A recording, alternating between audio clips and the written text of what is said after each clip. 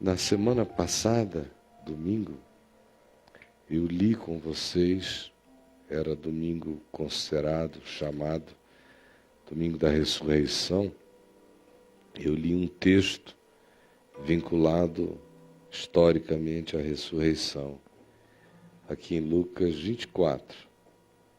E dei ênfase no verso 19, quando Jesus, sarcástica, irônica e sublimemente, ironizava de quais eram as últimas notícias e lhes perguntava quais. E eles explicaram para Deus o que Deus não sabia, supostamente. Vocês lembram disso? Hoje, eu quero me concentrar exclusivamente no que diz o verso 17, que é, do ponto de vista psicológico, existencial, espiritual, físico, no que diz respeito a psicossomatizações, no que diz respeito à inteligência emocional, no que tange a condução, a autoexpressão, a sabedoria de cada um manifestando-se na vida. Esta questão levantada por Jesus está na base de tudo, no centro de tudo, responde a tudo.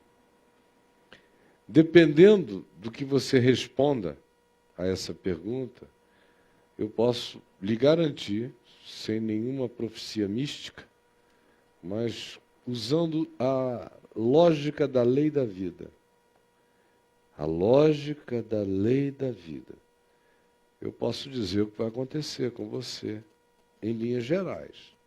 Não consigo te dizer o que acontecerá em perspectivas tópicas.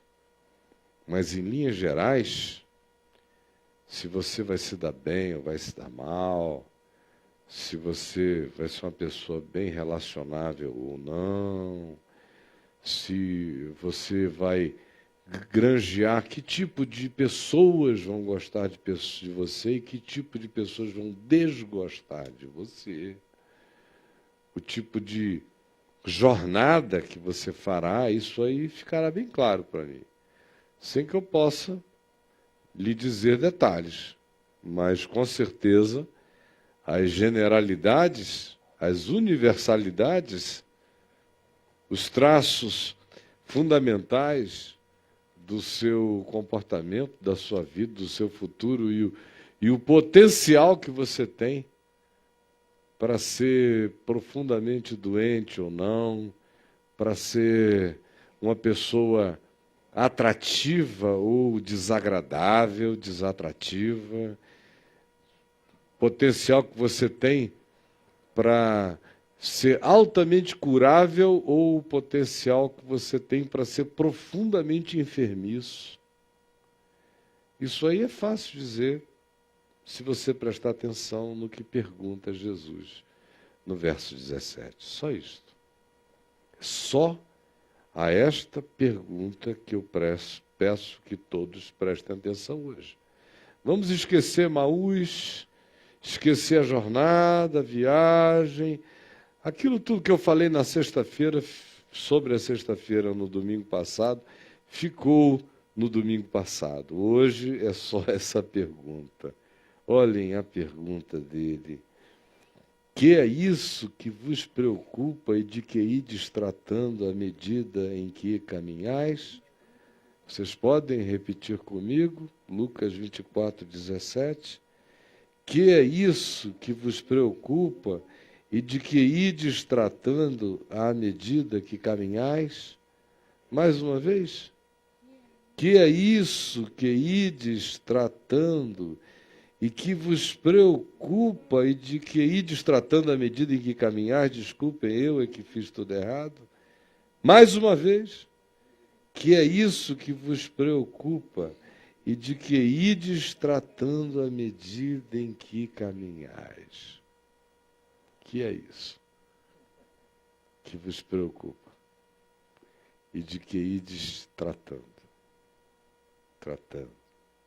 à medida em que viveis, em que caminhais, em que acordais, em que dormis, um dia depois do outro. O que é isso? O que é isso? O que é isso? O que é isso? Que distratando, e que vos preocupa à medida em que caminhais, em que viveis, em que andais, em que acordais, em que prosseguis, em que existis. O que é isso? Essa é a pergunta que eu tenho que responder todo dia. Todos os dias. Eu deveria botar isso pregado para o meu primeiro olhar do dia, em qualquer lugar aonde eu fosse. O que é isso de que ides tratando e que ocupa a vossa mente, o vosso pensamento, vossas emoções, vossos sentimentos, à medida em que vocês entram, saem, acorda já com o que na cabeça? Dorme com o que na mente? Passa o dia emocionado, tomado, possuído, ocupado, preocupado. Tratando de quê? Interiormente. Não é fora.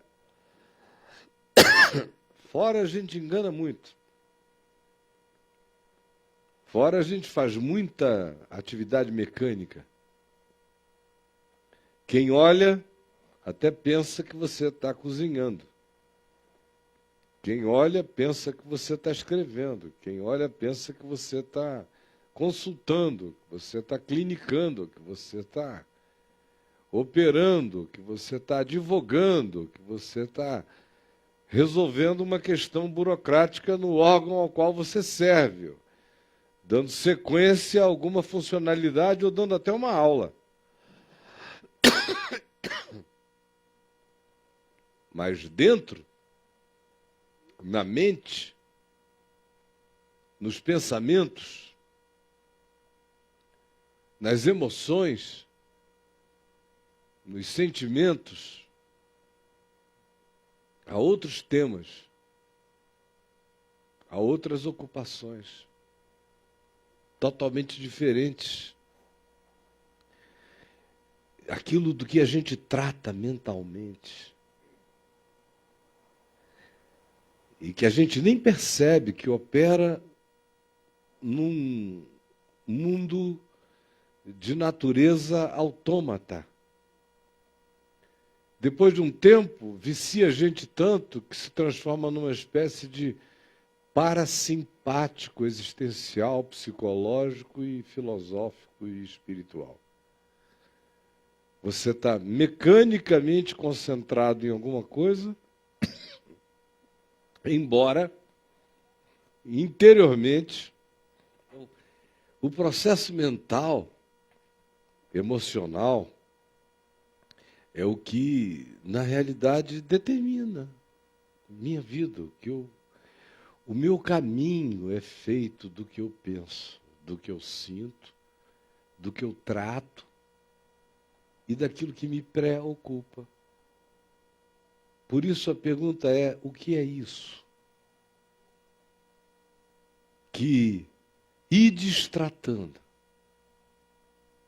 Que a gente fala de um lado para o outro, de si consigo mesmo, discute sozinho, briga, enfrenta, responde, se zanga, ou inventa. Mas trata sim, não para de tratar. Tem um roda-moinho ali dentro, o tempo todo, de dia e de noite, sem cessar, jamais. Às vezes é um tema, ou são dois temas, são três, ou são muitos. Ou, quando o indivíduo cai num estado de hipocondria mental, qualquer tema vira um tema de ameaça contra ele. Quando a paranoia hipocondríaca toma conta dele, tudo é ameaçador. E você pensa que a gente pode existir bem assim? Que dinheiro, que carro, que poupança, que herança, que essas seguranças de finança podem nos dar algum amparo e nos trazer algum bem quando a nossa mente fica assim? Ou quando é um ódio? Ou quando é uma mágoa incessante, da qual você jamais se livra? Um ressentimento que você nutre e guarda e aconchega e aninha no coração? Ou é uma memória traumática que você faz questão de não deixar ir? Porque por alguma razão adoecedora você se relaciona com ela como uma necessidade pessoal de a ter, de a conter. É aquilo do que você trata. O que é isso do que você trata? Mesmo. Você já fez esse exercício? Você faz esse exercício? Eu tenho que fazê-lo não só todo dia, mas muitas vezes por dia. Porque é muito fácil a gente entrar num outro processo mental que nos desvie do que é saudável com uma facilidade imensa. Especialmente se você estiver cansado, se você vier repetindo a mesma coisa, se você não encontrar adesão inteligente por parte daqueles com os quais você dialoga. De um momento para outro você pode entrar num processo de extrema irritabilidade que te desconecta do sublime. E quando você vê, você já entrou num processo e nem notou. Quando viu, já está alterado. Nem percebeu, é sutil, é suave. E isso acontece como um tropeção, como um acidente. Com quem vem andando aqui tropeça. Agora, eu não estou falando desses casos de episódios na vida que são em si danosos. Você vivendo um tropeção desse, ficando impressionado com ele, pode alterar o encontro que você iria ter ali na frente. Se você tivesse sido de um outro modo, sem aquele tropeção, sem aquela irritação, sem aquele suor zangado, iria passar com uma outra energia, iria se aproximar com uma outra serenidade, com um outro tom, observar com outro cuidado, sorrir de um outro modo, iria carregar outra forma. E essa sutileza iria alterar, quem sabe, o caminho inteiro do teu dia ou da tua vida. Mas por causa de um tropeção desse, sua exasperação cega, ensurdece, faz você desobservar as coisas, perder milhões de riquezas por causa dos processamentos de lixo. Estou falando de um tropeção, de um dia, de um momento, de minutos fatais que às vezes nos fazem não perceber uma chance que poderia mudar tudo. Agora, imagine aqueles estados crônicos, aqueles que não mudam nunca. Que coisas horrorosas. E tem gente que vive com um tema. o tempo todo, de dia e de noite, é aquele. É medo, ou é morte, ou é pânico, ou é raiva, ou é ódio, ou é vingança, ou é sedução, ou é a impressão de que está sendo de dia e de noite o tempo todo. É projetando para o outro todas as intenções que você gostaria que o outro tivesse em relação a você, ou não gostaria, mas projeta, e com ele tendo ou não, tanto faz, passam a ser realidades suas, porque o que é seu não é o que o outro atribui a você, é o que não sai de dentro de você. Isso é seu. Você é seu pensamento. Você é seu sentimento. Você é suas emoções. Você é seus temas. Você é aquilo com que você trata o tempo todo. Por isso eu pergunto, olhe para mim. O que é aquilo com que você trata?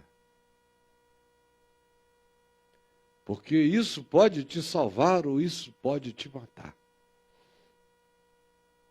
Em geral, a maioria de nós escolhe tratar daquilo que não salva, que só mata.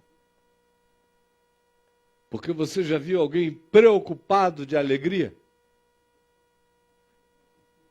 Já? Já viu alguém preocupado de glória?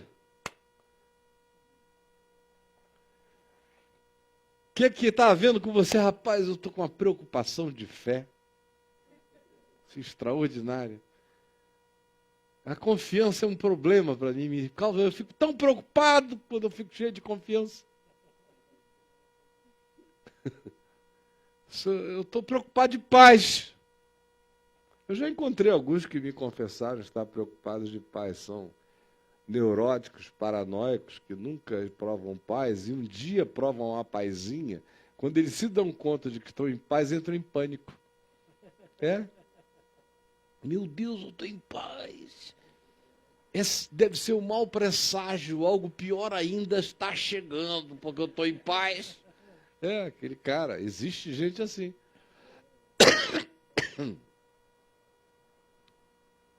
Você já viu alguém preocupado de esperança?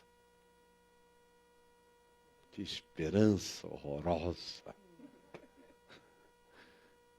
Preocupado de sucesso, de realização, de conforto. Ai, coisa horrorosa.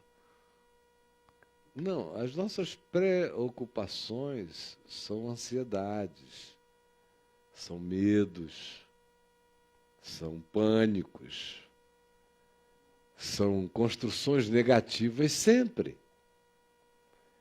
São expectativas ruins, são autoprofecias negativas, destrutivas, ameaçadoras. Por isso a pergunta de Jesus tem que ser repetida agora outra vez. O que é isso? Faça a sua lista. Me conte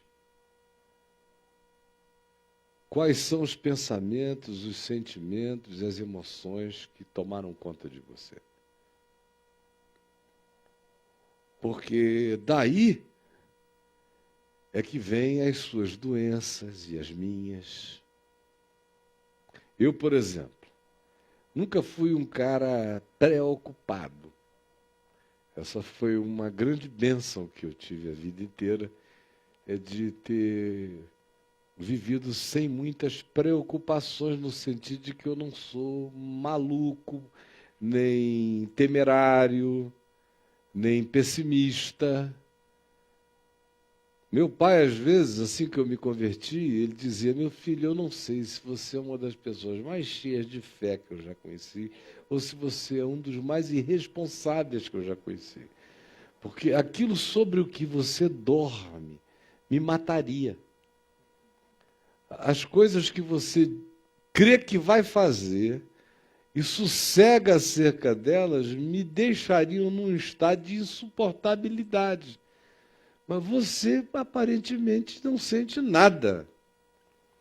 E eu não ficava nem um pouco preocupado em querer saber se era fé, ou se eu era só um responsável. Eu só dizia, Jesus, estou aí, viu? E foi assim que eu vivi. Mas houve um período, por volta de 1981, até mais ou menos 1987, em que eu resolvi que eu não era legal sendo tão tranquilo como eu era. E eu resolvi me preocupar. Para ser um homem dos meus dias, aflito, ansioso como todo bom urbanoide, angustiado, com aquela lista de 78 coisas para fazer por dia, literalmente. 150 telefonemas a receber, 87 a realizar, senão a vida não se completava, e contar os segundos, milésimos de segundos, para a vida ficar cheia, fazer sentido, objetivo. De repente, quando eu percebi, esse músculo de cá pulava para um lado, o de cá pulava para o outro, a pálpebra tremia sozinha, eu estava tendo reações musculares de cavalo, no meio da costa, tremendo sozinho, expulsando mosca. Tenso. Um cara sem nenhuma vocação para ser tenso entrou numa que tinha que ser para ficar normal.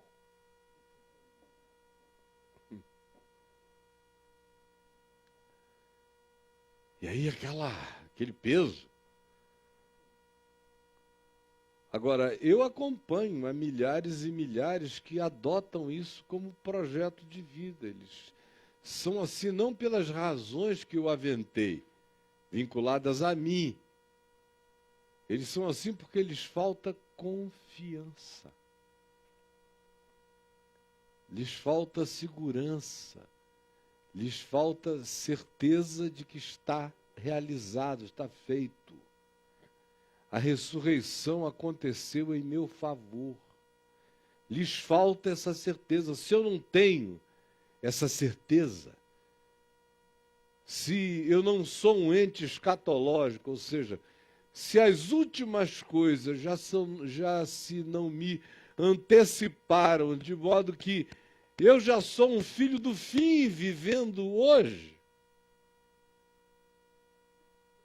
se eu não sou de cara já alguém que digo, não tem nada feito, mas já está tudo resolvido. Eu tenho toda a vocação para adoecer de mim mesmo, para fazer mal a mim mesmo e para entortar o meu caminho, desgraçar o meu caminho. À medida em que eu caminho, eu perversifico a minha jornada. Aí eu vou ficar doente do que eu não precisaria. Eu vou perder os relacionamentos que de outra sorte eu não perderia. Ou eu vou dessignificar os vínculos que podiam ser infinitamente mais ricos, mas se perderão pela distração, pelo dreno, pela entrega da minha alma àquilo que não é vida, que não merece fazer parte daquilo que eu trato, nem daquilo que me preocupa à medida em que eu vivo. Se nós tivéssemos hoje aqui, olhe bem para mim, por favor, o que eu estou dizendo parece óbvio, mas, conquanto seja, só deixará de ser óbvio no dia em que nós passarmos a viver diferente. Enquanto isto é um óbvio que precisa ser usado, com o qual a gente precisa ser espancado todo dia. Porque se tivéssemos a coragem mesmo de nos perguntar agora que me ocupa e do que eu trato. O que me enche. O que eu chamo de importante, de meus valores, de meus significados, de minhas prioridades, de minha dedicação. Se eu tivesse a coragem de fazer essas perguntas e de colocá-las sob o crivo do que vale e do que não vale, do que importa e do que não importa, do que faz sentido e do que não faz sentido, do que colabora para a vida, do que é apenas uma distração contra a vida, ou anti-vida. Ah, meu irmão, minha irmã, provavelmente a gente eliminasse 95% daquilo que a gente chama de minha existência. Jesus disse que tão pouco é necessário, mas que é isso? Que ir destratando. É tanta coisa de que ir destratando. E que vos preocupa à medida em que caminhais e pouco é necessário. Ou mesmo uma só coisa. Quem é que escolheu a boa parte? Aquela parte que não é tirada. O bom combate, como Paulo chamava. O bom combate é feito de pouca coisa.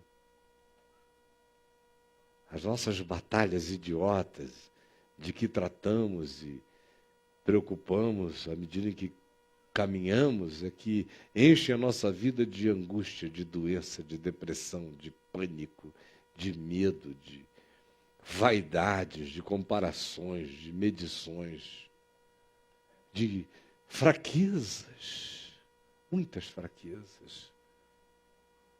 Nos desguarnecem, nos expõem, baixam a nossa imunidade orgânica, baixam a nossa imunidade psicológica, baixam a nossa imunidade espiritual, baixam a nossa imunidade emocional, afetiva, nos deixam vazados, vulnerabilizados, desnecessariamente. Agora olha aqui para mim. Quando eu pensei nessa pergunta de Jesus hoje, quis levantá-la de novo para vocês, para forçar a gente a olhar para dentro da nossa existência e ver o que nós tratamos, o que é e quais são os temas loucos da nossa vida. O que nos ocupa e nos preocupa. E falsifica nosso caminho, e atrasa a nossa jornada, e paralisa a nossa vida.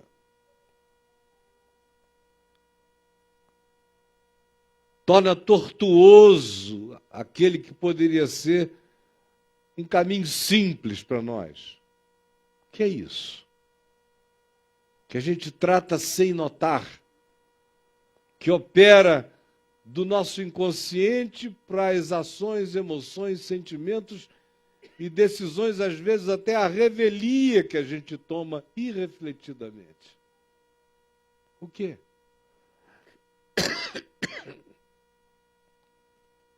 Tudo nasce da vaidade, tudo nasce da arrogância, tudo nasce da soberba, tudo nasce do medo da morte, dessa contagem regressiva que a gente se impõe, que é a mãe de todas as ansiedades. De onde vêm as nossas ansiedades? Ora, eu fico ansioso em relação a algo. É porque me parece que algo está sendo esgotado, por isso eu fico ansioso. Eu estou num processo de desperdício, por isso eu fico ansioso. Algo está se exaurindo, por isso eu fico ansioso. Algo está passando, por isso eu fico ansioso. A morte está chegando. O tic-tac, tic-tac, regressivo, está estabelecido, por isso eu fico ansioso. Disseram que eu tenho objetivos a alcançar antes que escureça, por isso eu fico ansioso. Dizem que eu tenho que ser alguém assim e de outra forma quando eu atingir o nível tal da vida. Como eu não estou atingindo, eu fico ansioso. Isso tudo é em referência a, em relação a alguma coisa, e a relação final é com a morte. É a regressiva do morrer, contando contra nós o dia inteiro no coração. Está passando, está passando, está passando. Aí eu me preocupo, eu trato angustiado, as minhas inseguranças vêm todas daí, porque o tempo está passando e eu ainda não cheguei lá. O que é lá? Por que chegar lá? Para que chegar lá? O que significa lá? Que lugar é esse lá? Mas é para lá que a gente vai. E quem não chega lá, meu Deus, lá não sai de mim. Lá me angustia, lá me perturba, lá me mata. Lá. Lá é aqui jaz lá. Um dia você vai encontrar lá. Vai chegar ali, ó, lá é aqui. Que você não vai nem saber que lá é aqui. Porque correu tanto atrás de lá que lá chegou sem saber que lá era lá. E enquanto isso, não viu nada por causa de lá. É a insegurança essencial da gente. Essa angústia que a gente vai tratando, meu Deus, tratando. Por que você está tratando disso? O que eu tenho que. Quem disse? Quem disse? Aquilo do que você devia tratar mesmo, você não está nem aí. E uma multidão de coisas que você se dedica a tratar são imposição de terceiros e de uma tirania paralela que vai fazer da sua existência o correr atrás de um lá que será nada mais do que o seu sepultar na vida. Só isso. Lá. Que é o que o escritor de Hebreus nos diz. Voltando aqui para vencer a morte e a vitória da ressurreição. Que Jesus veio para destruir aquele que tem o poder da morte. No coração da gente, esse poder de dizer, olha a morte aí, olha a morte aí, olha a morte aí, olha a morte aí, olha a morte aí. Olha o pé de galinha, olha o nariz está crescendo, olha a orelha está pendurando. Olha só, o braço está ficando papudo. Olha como está ficando flácido. Olha a celulite. Olha a barriga. Olha o peito arriado. Olha o cabelo está ficando assim. 50 tons de cinza na cabeça. Olha lá, olha lá, olha lá. Olha, olha, olha, olha, olha. Aquele que tem o poder da morte. Olha, olha. Você está morrendo, você está morrendo, você está morrendo, você está morrendo. Veio para destruir aquele que tem o poder da morte, e pelo poder da morte, tem a capacidade de nos manter escravos em estado de fobia crônica por toda a vida. Fobia da morte. É o que nos alimenta de dia e de noite. É o que determina o que a gente trata. Quanto mais fobia da morte, mais eu sei do que você trata. Quanto mais vencida estiver a morte, mais eu sei do que você trata. Se a morte estiver vencida, você se despreocupa de quase tudo e se ocupa da vida. Mas enquanto a morte não está vencida, você não se ocupa da vida e se preocupa de tudo que não é vida. Estou te dizendo o óbvio, mas é revolucionário. A Revolução Francesa é bobagem perto do que eu estou dizendo a vocês. Muda a terra, muda o mundo, muda tudo, se a gente compreende essa tolicezinha, que só nasce de confiança. Como no Salmo 27, que foi um salmo que veio à minha mente quando eu pensei nessa pergunta de Jesus: de que ides tratando? E o que vos preocupa à medida em que caminhais? Aí esse salmo tão lindo veio ao meu coração. O Senhor é a minha luz e a minha salvação. De quem terei medo? Isso é muito poderoso quando é o que está na sua mente. Não é uma poesia de salmo. É uma existencialidade. O Senhor é a minha luz e a minha salvação. De quem terei medo? O Senhor é a fortaleza da minha vida. A quem temerei? E olha, esse cara tinha problemas concretos. Ele fala: quando os malfeitores me sobrevêm para me destruir, meus opressores e inimigos, eles é que tropeçam e caem. Ainda que um exército se acampe contra mim, não se atemorizará o meu coração, e se estourar contra a minha guerra, ainda assim terei confiança. Ele não está inventando nada, criando nenhuma subjetividade.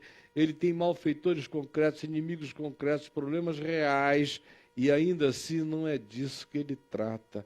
O Senhor é a minha luz, o Senhor é a minha salvação. Não tratarei com medo, não tratarei com pânico, não me dedicarei a nada disso. Não ficarei sequestrado por malfeitores, nem por exércitos, por tema nenhum. Uma coisa eu peço ao Senhor e a buscarei, que eu possa habitar essa segurança todos os dias da minha vida, ter um olhar que contemple a beleza da graça de Deus, meditar de dia e de noite na segurança desse amparo. Ou como diz Paulo, no equivalente a este salmo em Romanos, no capítulo 8, quando ele diz no verso 26, olha só a pergunta de Jesus: o que é que ides tratando e o que vos preocupa à medida em que caminhais? Paulo diz: o que é se, semelhantemente, o Espírito Santo nos assiste em nossas fraquezas? Porque não sabemos orar como convém, mas o Espírito intercede por nós sobremaneira com gemidos inexprimíveis. E aquele que sonda os corações sabe qual é a mente do Espírito Santo, porque é segundo a vontade de Deus que ele intercede pelos santos. Sabemos. Isso é o que devemos ir tratando. Sem preocupação, ocupados, lotados dessa confiança à medida em que caminhemos, sabemos que todas as coisas cooperam para o bem daqueles que amam a Deus, daqueles que são chamados segundo o seu propósito. Isso é que tem que ocupar minha mente, meu coração. Que diremos, pois? Sabendo que sabemos e podemos confiar nisto, e que é isto que tem que encher minha mente, meu pensamento, meus temas, meus valores, meus sentimentos, minhas interpretações, meus códigos, meus significados, sabendo que é isso, que quem assim vive construiu-se a sua casa existencial sobre uma rocha. Quem assim não vive está erigindo a vida num pantanal. Que diremos, pois, à vista dessas coisas, dessa certeza de cuidados? Se Deus é por nós. Mas isso tem que ser de verdade mesmo. Olha aqui para mim. É de verdade, gente. Se Deus é por nós, quem será contra nós? A menos que Deus não exista, seja só uma balela, um papo furado. Mas se Ele é para mim, quem é que vai ser contra mim? Quem é o maluco? Como diz meu pai, meu filho, eu tenho muita preocupação com esse pessoal que fica assim, querendo roubar aqui a nossa casa. É um perigo, meu filho. Como quando ele morreu, 4 meses antes dele partir, ele estava tomando lá uma papinha da manhã com a minha mãe e o motorista deles. Ela entrevada e ele cego. E tinha um rapaz, o Gildo, que dirigia para ambos. E toda manhã um pastor presbiteriano que mora na frente, ou morava à frente da casa deles, naquele tempo, atravessava a rua e ia lá fazer uma gracinha com o motorista do papai. Eles jogavam bola juntos, eram muito amigos. Aí chegavam lá e se agarravam, não sei o quê, aquela coisa, meio jovens todos eles, ainda meio garotos. E o papai não enxergava nada, está aqui tomando a sopinha dele, a cabecinha bem baixa. Quando ele ouviu aquela zoeira, como a gente diz lá no norte, aquela barulheira, ele falou, eita, que o pastor Rai chegou animado hoje aqui em casa, assim, uns gritos veementes. E o Gildo também está respondendo com uma força brutal.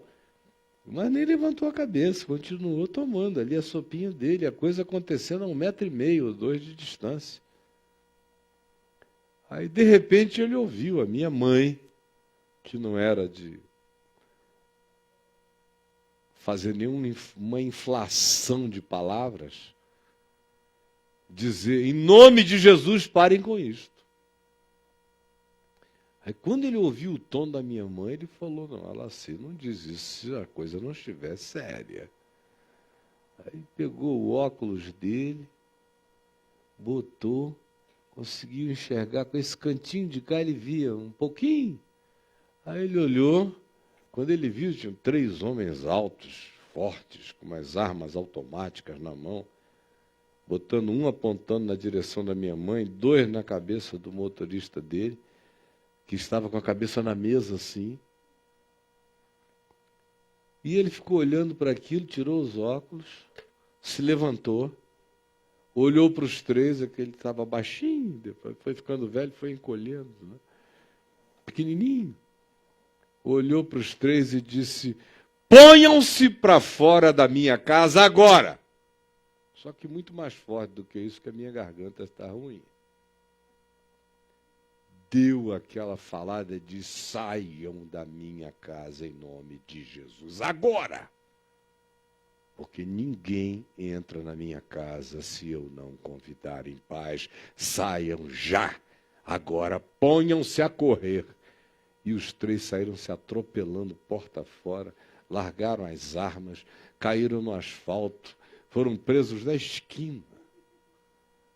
3 homões enormes, depois descobriram que eram policiais à paisano que assaltavam nas horas vagas, com armas automáticas. E o velhinho voltou, sentou, pegou a papinha, continuou a tomar, com bastante calma. Aí a minha mãe virou para ele, meu velho, você quer um pouquinho de água? Aí ele disse, não, obrigado, eu ainda estou tomando a minha papinha de maisena. Aí, lá vem ela, de qualquer modo, com a água, bebe. Caio, bebe, meu amor. Aí ele, mas para que eu estou tomando a minha papa? Não, é um pouquinho de água com açúcar. Ele, que água com açúcar, minha filha? Eu vou estragar minha papa. Essa água com açúcar, me traz água normal depois. Aí quiseram me ligar aqui, eu morava aqui. 2007, foi em junho de 2007. Me ligar para contarem a história. Ele, não, vai preocupar o Caifás. Ele está cheio de coisas para fazer, coitado. Cabeça ocupada. Ocupá-lo com besteira. Eu sei que lá pelas 7 da noite, uma das minhas irmãs ou sobrinhos me ligou e me contou. Aí eu ligo para ele na mesma hora. Papai, como é que o senhor não me conta o que aconteceu hoje aí, essa coisa? Eu falei, meu filho, tudo bobagem, né? Aliás, meu filho, eu só queria, se eu pudesse conversar com esses rapazes, eu só queria falar 3 coisas. Aí eu perguntei, o que o senhor falaria a eles? Ele falou, a primeira, eu diria, meus filhos, o que vocês viram atrás de mim? Porque quando eu fiquei em pé, eu senti que tinha uma coisa poderosa, uma glória, que tinha, sim, aquela grandeza. E eu sei que eles viram, porque o que eu pude enxergar, eu fui vendo eles ficarem com os olhos, que não foi porque eu fiquei em pé, foi por causa daquele que se levantou comigo. Segunda coisa que eu gostaria de perguntar a eles é, como é que eles têm coragem de correr um risco desse? Os rapazes estão desprotegidos com aquelas armas automáticas.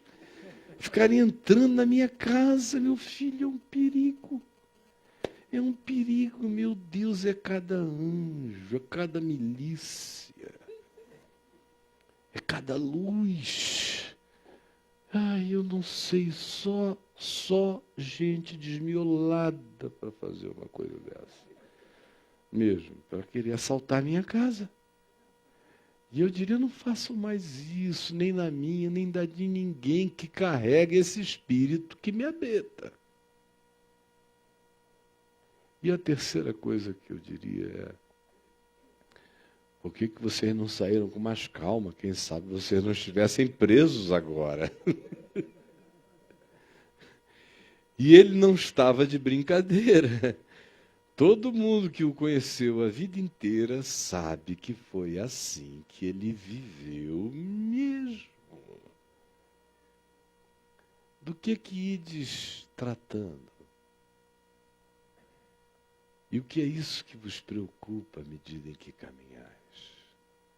Se Deus é por nós, quem será contra nós? Aquele que não poupou o seu próprio filho, antes por todos nós o entregou, porventura não nos dará graciosamente com ele todas as coisas? É porque a nossa mente não confia. Quem intentará acusação contra alguém que se escondeu na paz de Deus e que vive sob o sangue do Cordeiro? Quem o condenará?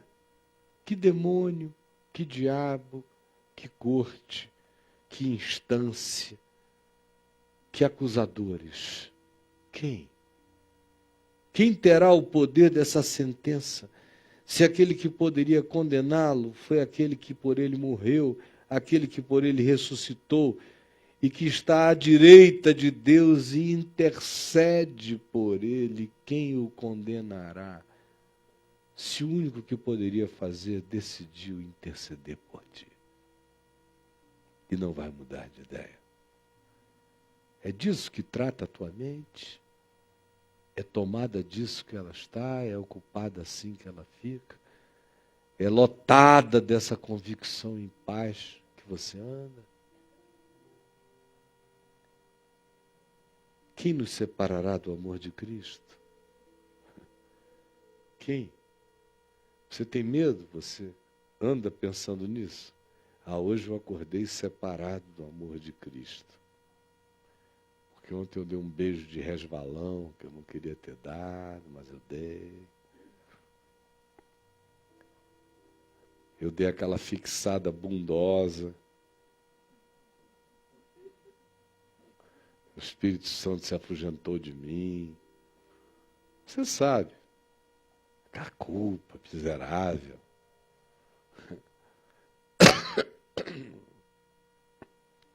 O que te separa do amor de Cristo, psicologicamente? O que te separa? Pode ser até que na cabeça você diga, não, eu já aprendi isso e sei, mas emocionalmente o que te separa do amor de Cristo? Aquilo que quando acontece você diz, hoje eu não posso orar por ninguém, nem por mim. Viro até as costas de Jesus, tomara que o dia passe para ver se amanhã o Senhor amanhece com um humor melhorado em relação a mim, porque ontem eu estraguei o nosso dia. Hein? Quem nos separará do amor de Cristo? Quem?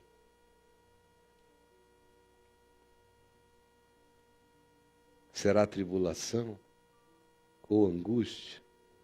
Tem gente que acha que porque está angustiado, está separado do amor de Cristo. Quanto mais angustiado eu esteja, mais o amor de Cristo eu quero. Não é a angústia que me separa. O que mais me separa do amor de Cristo é a indiferença. Perseguição, fome, ou nudez, ou perigo, ou espada. Ora, ainda que eu seja entregue à morte todo dia, e seja considerado como uma ovelha marcada para o matadouro, nada me separará do amor de Cristo. Em todas essas fraquezas eu sei, a minha atitude mental é essa, eu sou mais do que vencedor. Porque eu estou bem certo. À medida em que eu ando, à medida em que eu caminho, à medida em que eu sinto, à medida em que eu interpreto, eu estou bem certo. Essa é a convicção que habita a minha mente, com a qual eu interpreto a vida. Que nem morte, nem vida, nem anjos, nem demônios, nem castas espirituais, nem principados, nem invenções do presente, nem construções do futuro, nem qualquer forma de poder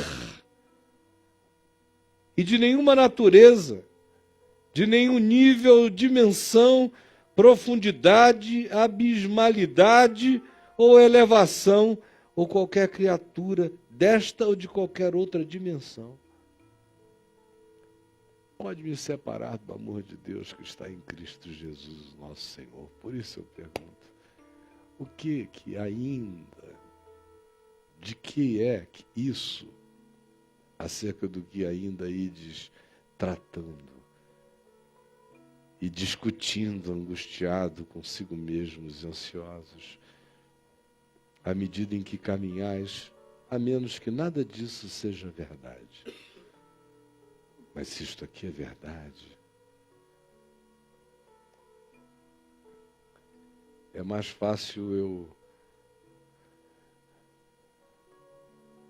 eu morrer de um infarto de alegria do que eu morrer de um infarto de decepção. Porque não é decepção que ocupa a minha mente, nem a maldição dos homens, nem a opinião de terceiros, nem o que atribuam a mim, nem os ódios. Nada disso passa perto de mim. Eu sei que eu sou mais do que vencedor. Que o Espírito Santo intercede por mim nas minhas fraquezas. Que todas as coisas cooperam para o meu bem, porque eu amo o que é bom, eu amo o que é bem, eu amo a Deus, eu te amo. Eu amo o meu próximo, eu amo o meu inimigo. Eu amo o que não gosta de mim, eu peço ao Senhor que tenha misericórdia dele. Então tem uma conspiração em meu favor, eu vou ser sempre um homem abençoado. Sempre. Só se eu desistir do bem. Mas se eu não desistir, eu vou ser sempre um homem muito abençoado.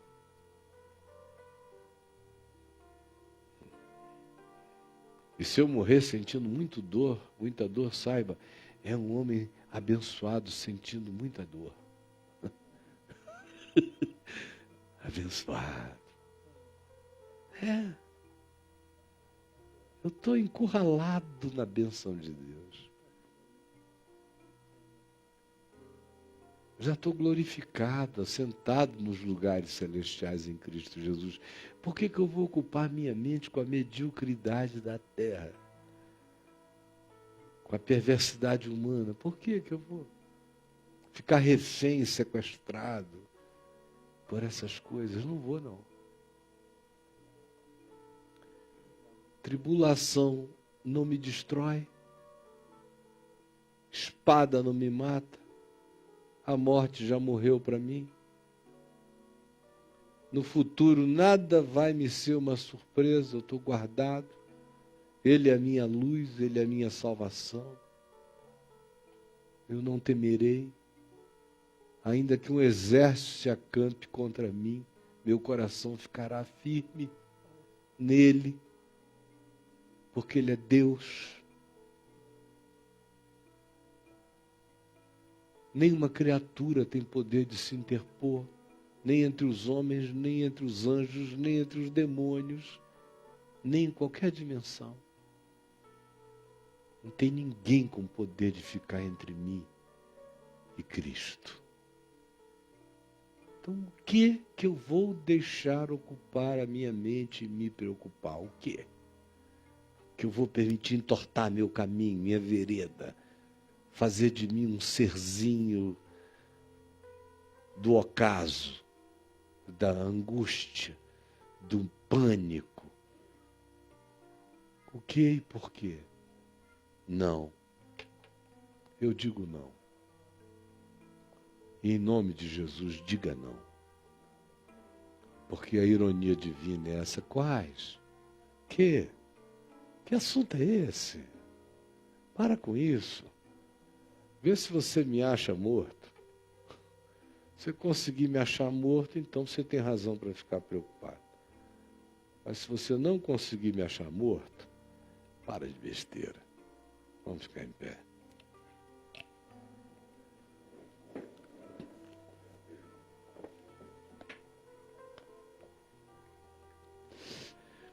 Vamos dar as nossas mãos.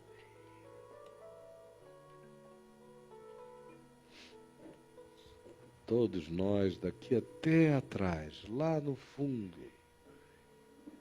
E se você está em casa, junto à sua mulher, filhos, amigos, tem gente que se reúne em auditórios, em salões, alguns até em teatros, com telões, e participam desse momento em volta do planeta todo. Tem milhares de pessoas com a gente agora, infinitamente mais do que a gente pode imaginar.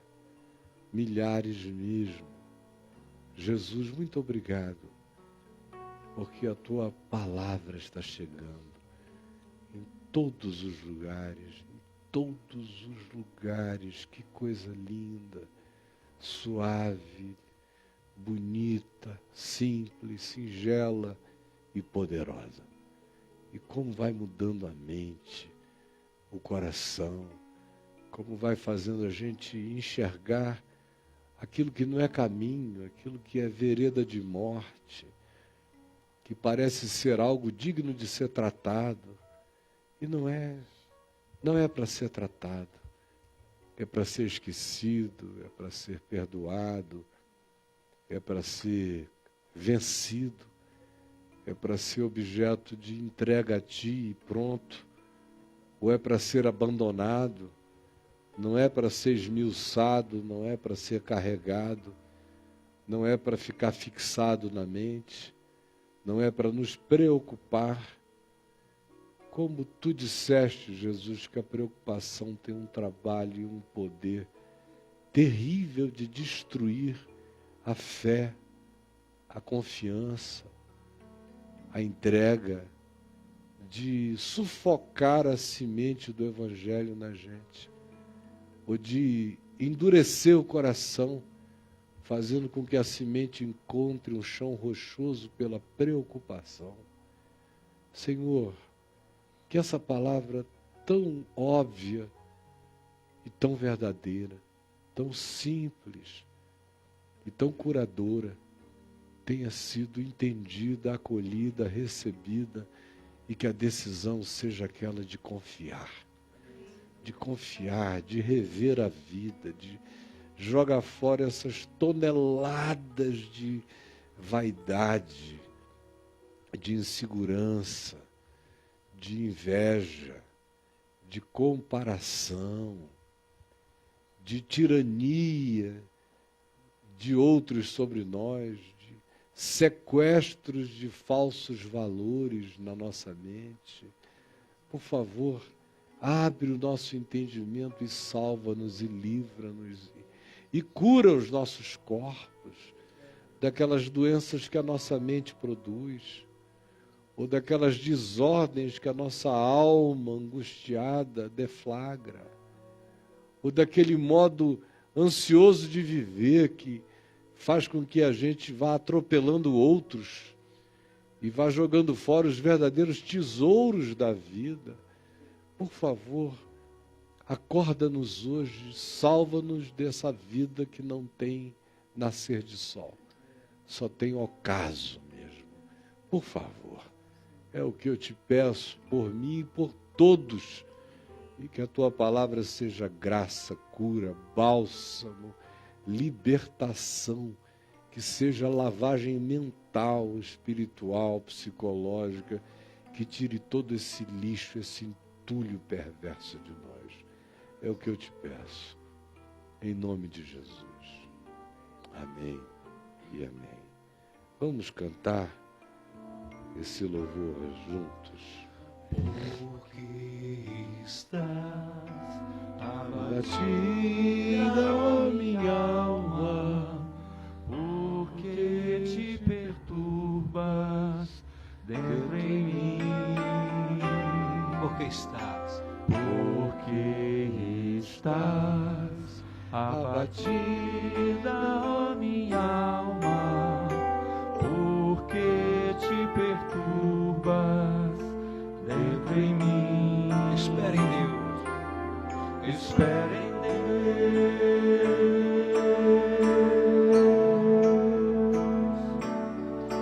pois ainda o louvarei.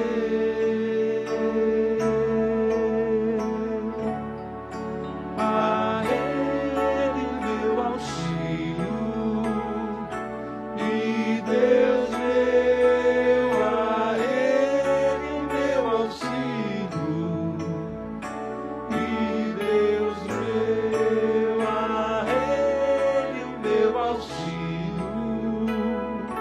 e Deus meu, a Ele meu auxílio e Deus meu, a Ele meu auxílio e Deus meu, a Ele meu auxílio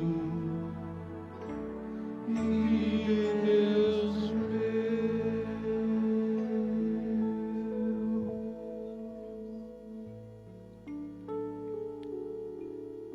Quem nos separará do amor de Cristo?